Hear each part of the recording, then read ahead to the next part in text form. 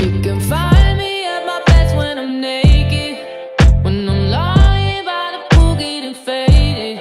See, I used to give a fuck, now I'm jaded. I'm allergic to. Well, we're back with day 2.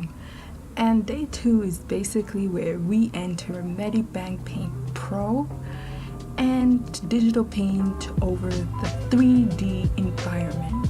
Something that I'm very excited to end off, and obviously end off. I was gonna say to end off and start off, but like that wouldn't make sense.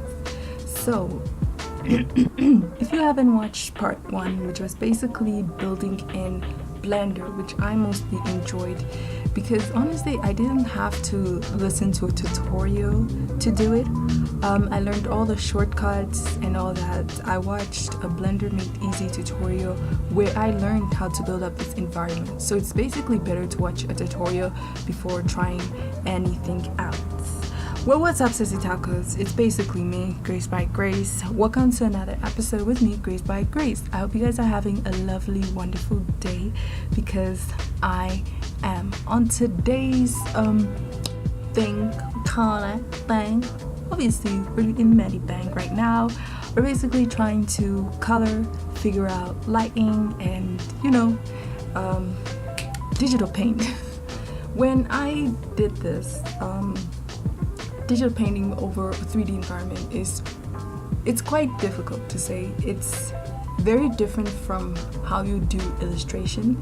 I don't know, maybe there's a way to digital paint over a 3D environment, but I feel like there is a way, because obviously, like, if I was able to do it, there should be a way, obviously.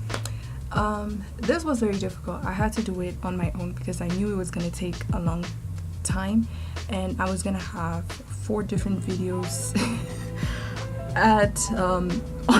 on just one simple image. So I wasn't planning to do that, so all I did was already digital paint everything, and it finished. It worked out kind of good. Not something that I expected it to come out looking like. That didn't make sense. Not something that I didn't expect it to come out like this, actually, but it was something very fun and I enjoyed it. It was pretty much interesting, from digital painting all this and trying to figure out like lighting. This is actually the first time that I'm working on lighting, and just trying to make an image come alive, and all that. I would recommend anybody to, when you start out, like especially digital painting environments and all that, Blender modeling is pretty good. And when I do figure out how to digital paint on 3D environments, this is a great option. Okay, so basically, I never explained what this thing or this digital paint is. It was supposed to be an animation. Yes, this was actually supposed to be an animation, and and it was basically about this girl. And this girl is actually, I have like a lot. Let me look at my journal without. So, oh my gosh. Okay, so I have her right here written, all her characteristics. So she's very geeky. So I decided to give her glasses because that's a typical stereotype for geeky people. Loves to read. I said like a lot of books. I have learned that especially when you want to do character design and you want the character to resemble what you want it to resemble, you have to like exaggerate it a bit, So I decided to put books all over her. She's very shy, so honestly I didn't know how to do this. Obviously some things I've learned, like some things you can't really show it at that moment, but yeah, she's an explorer. So I was gonna put like books of animals around her because she was somebody who loves animals and an explorer and all that, but I didn't know how to. Maybe I should have put like a code like a little explorer jacket on her bed. That would have been really nice. So she's very balanced. So she's a very round face and all that. Sir, I wasn't able to do this. Honestly, I wasn't able to do this round type of face. She came out like a bit, how do I say, like oval kind of, which is sad. Yeah, because I don't exactly know how to digital paint over 3D environment. It was very difficult because I'm used to the thing whereby when I make a mistake, I drop the background which is gray, and then like just cover it and then get. But I don't know how to do it over 3D environment.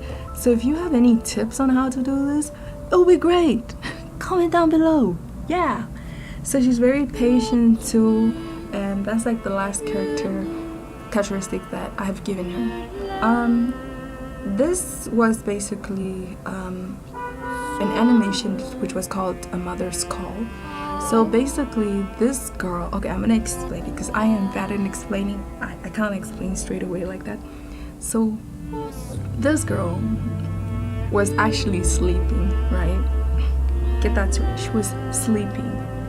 Then after that, her mother called her, and we know like in an African culture, when your mother calls you, you have to reply back and run as fast as you can to her, because if she comes up first, you're just in trouble. So basically it was something like that, and I wanted to represent it. I wanted to make an animation that's like that, but that didn't work out because this was supposed to be posted on my birthday, and I wasn't stuck in the north, and I didn't have enough reference. My phone decided to break down at the wrong time, but yeah. That's what happened. And then after that I decided to make a zine. So I decided to make like a kind of a hat turn whereby she writes her head when her mother calls her. But that was a fail because I knew for sure I wasn't gonna finish it, which I was right, because I was supposed to have a blog post yesterday, but today being it that it's the 26th, what a fail. Because I have to finish this one, so I don't exactly know, because I am a blogger, so you guys can like check out my blog, and you know, subscribe. Yeah, that's like basically it. What I had to explain here. So right now, I was just really trying to figure out I don't know now like where this is going to start, because my mouth, well, no, I don't want my mouth to not sync with what is happening here. But there was a part where I had to change like the window side of the window side, just the window side. Ooh, I should have done it like that. That would have been awesome. But like it was blue and the other one was purple. Actually violet. The reason why I also picked violet, I'm learning about colors and psychology, and violet is like an introvert type of color, and I learned that. I think it is. You can correct me there, but like, yeah, I've decided to use violet. So what I had to do is figure out exactly what I was gonna do with that window pane. So at the end of the day, I decided to turn it violet. Right now I'm just exploring, putting buildings, changing the planes and whatever nonsense this was really fun. Honestly, when I had to learn Blender, it was a very difficult moment in life. I cried and I gave up because like I was like, this is not gonna work out. And oh, I forgot to say, Blender is releasing a new version and it is amazing. Like honestly, like the 2D pencil and all that. I know I'm jumping, but listen, the grease pencil and all that, and the way that you can render and yet add it in real time, that is like amazing. But I hope like it doesn't make my computer explode. I don't exactly know like if there's a certain like computer version that's meant for Blender and all that, because honestly it is amazing. And I feel like if I learned the grease pencils to that, I won't say goodbye to Medibang, but I will say, like, because I learned how to digital paint in Medibang, and it's always very difficult for you to learn something new in a very new software. Like it took me a long time to figure out like how to digital paint in Medibang and still get the same effect as I did in Adobe Draw. So it's just it's a lot. I'm so used to the watercolor brush and all that, but yeah, this is a bit, fun. So as you can see, I tried everything, like tried to change the background. I was really exploring. This is the sad thing, especially when you're like trying to figure out backgrounds and you haven't planned it. I didn't actually plan it like that thing. I didn't plan it at all. But that would have looked nice.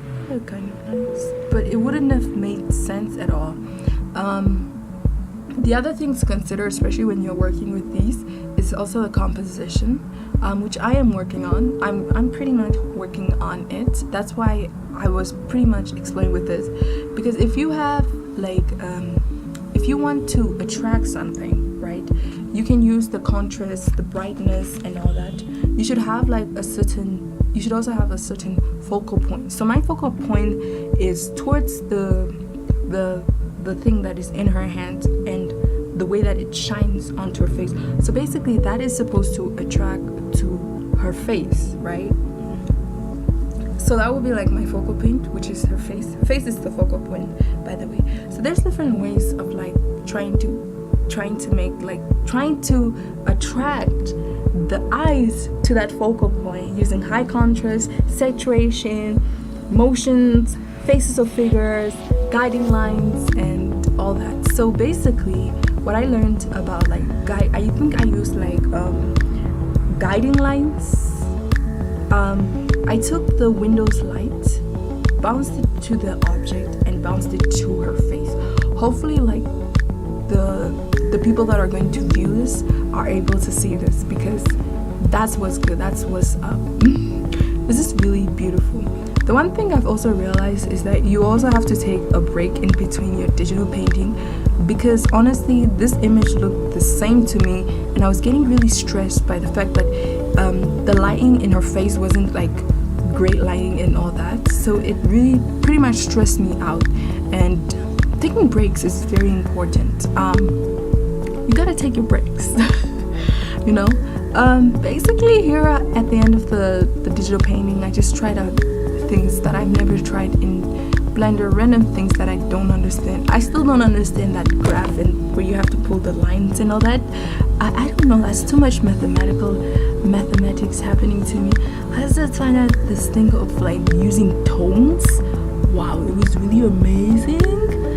But I felt like even if I put tones on top, it might just create some things.